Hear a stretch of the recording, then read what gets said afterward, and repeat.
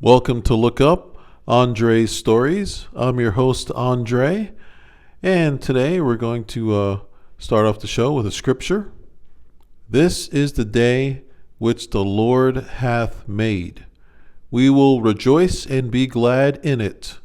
Psalm 118, verse 24. I love that verse. My old church used to sing that song every time before they began service on Sundays, and I don't hear it played much anymore, and I miss it. Wonderful to hear that tune. I hope your day has been going wonderful so far, which the Lord hath made. I know the 4th of July was pretty wonderful as well, as we celebrated America's 250th year as a nation. No other place in the world I'd rather live than the good old U.S. of A. Love it here, love it. This is my country, 'tis of thee. Well, let's see here. Speaking of 'tis of thee, my job has been a very interesting adventure as of late. Things just seem a little different, let's just say. So we'll see how things go. Lots of different changes going on and just affecting the flow, and it's just making it a whole different kind of setup. So we'll navigate our way through it. It's always a fun time there, and always very, very interesting. Another interesting thing, I saw the movie on the 4th of July called Young Washington. It was a very, very good movie about George Washington, his days before he was our first president of our country. When he was a young man and he was learning his skills and figuring out what he wanted to do in life, and harnessing his battle skills. So it's a very good movie. I see a lot of things in it that I never knew about George Washington. And it was very well produced. Also, actor Kelsey Grammer is also in the movie. So I would highly recommend watching Young Washington in theaters now. It's a very well done movie. Excellent. The other day, a friend of mine contacted me from New Jersey. She told me she was involved in an accident which was not her fault. An 18-wheeler decided to back up to let, I guess, somebody else be able to move or something. But the truck had to back up for some reason. Did not even let my friend have a chance to back up, and the 18-wheeler slammed into my friend's vehicle. So now she has damage. When she spoke to the truck driver spoke very broken English. The driver was of an Asian background, and a friend of mine had someone that was at the scene who was able to translate. And long and short of it is the trucker promises to make good on the damages. My friend never called the police.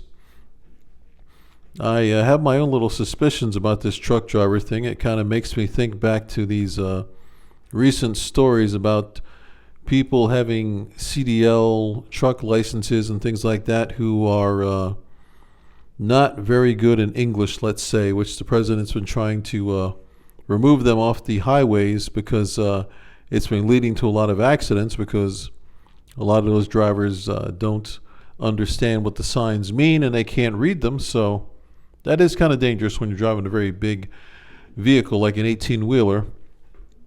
As my friend in New Jersey now, victimized by a driver of an 18-wheeler who backed up, and I don't know for sure about the status of that driver, but I'm a little suspicious if they really should have had a CDL to drive an 18-wheeler, since their English skills seemed very, very childlike at best from what my friend described. So I'm curious to see how this is going to end for my friend as she waits for further communication from this driver in regards to the repairs to her vehicle. So the plot thickens on that story. I'll give you an update next time I hear something substantial. I've noticed lately that at my local library, they put up some different signs, and they're very funny.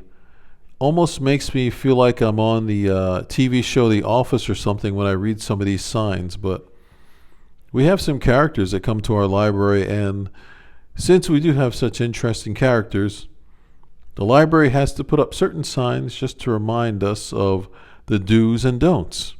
And it's very funny to see some of them, as I posted one of the signs that you'll see here that I'm talking about. So take a moment to read that. It's very funny.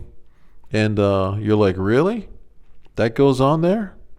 Yes, it does. So just a very funny thing. And like they say, sign of the times.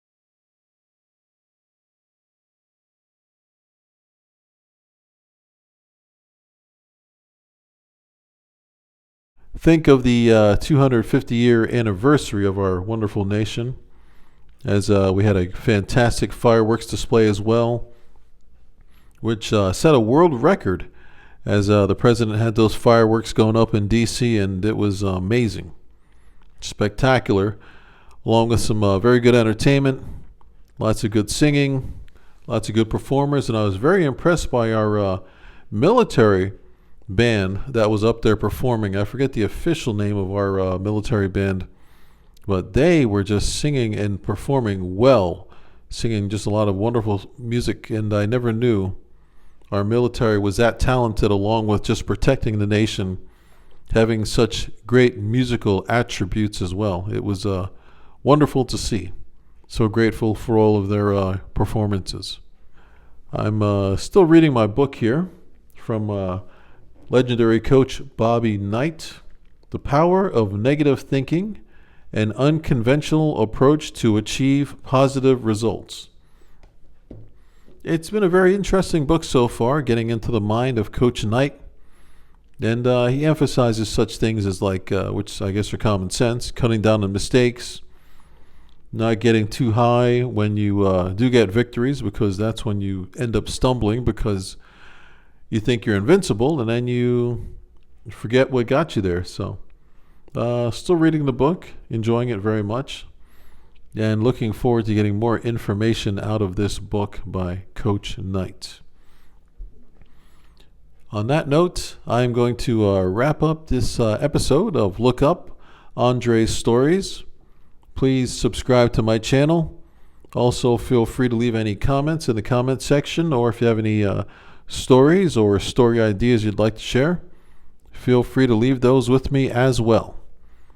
Thank you once again for listening to Look Up, Andre's Stories, and I'll catch you again very soon. Thank you. Bye.